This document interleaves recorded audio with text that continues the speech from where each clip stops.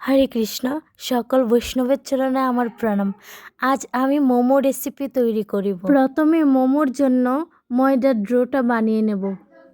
Variety সবজি দিয়ে মোমোর জন্য একটু পুর বানিয়ে নিলাম।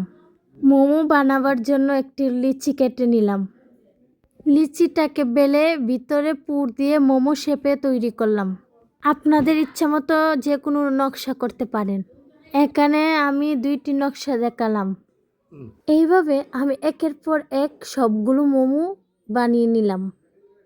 হরে কৃষ্ণ হরে কৃষ্ণ কৃষ্ণ কৃষ্ণ হরে হরে হরে রাম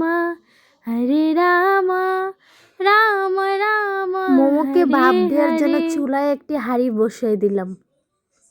এরপর আমি একের পর এক সবগুলো মোমো দিয়ে দিলাম।